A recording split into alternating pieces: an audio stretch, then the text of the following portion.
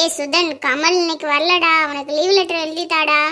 அம்மா எப்படா leave letter எழுதணும்? நம்மளுக்கு மாரியம்மா தானே எழுதி தருவா. ஏ மாரி, உனக்கு லீவ் லெட்டர் எழுதிட்டா? உங்களுக்கு கை இருக்குல்ல, எழுதுங்க. எனக்கு இல்லம்மா, கமலுக்கு. உனக்கு இருந்தா என்ன? உன்கிட்ட எதை சொன்னா நீ எழுது. என்கிட்ட சொல்லல, இவன்கிட்ட தான் சொல்லியிருக்கான். அப்ப அவனை எழுத சொல்லு. உங்களுக்கு தான் லீவ் லெட்டர் எழுத தெரியும், எங்களுக்குலாம் எழுத தெரியாதுன்னு கிண்டல் பண்ணிட்டு இருக்கீங்களாக்கும். இன்னைக்கு நாங்க தான் லீவ் லெட்டர் எழுதி கொடுக்குறோம், பார்த்துட்டே இருங்க. டேய், அவசரப்பட்டு சவால் விடாதடா. நீ அமைதியா இரு, நான் சொல்ல சொல்ல எழுது. அரட்டும் அவன், கண்ணு மொழியை தோண்டுதேன்.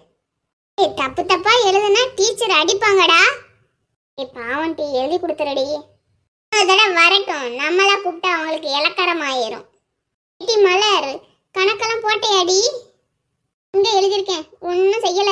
இன்னைக்கு டீச்சர் வரக்கூடாதுன்னு கடவுளை வேண்டிக்கிட்டு இருக்கிறேன். நானும் தான், சேம் டு யூ. டெய்லியும் தான் வரக்கூடாதுன்னு வேண்டுதே. உன்னை பத்தி கரெக்டா புரிஞ்சுக்கிட்ட ஒரு ஆள் நீதான்.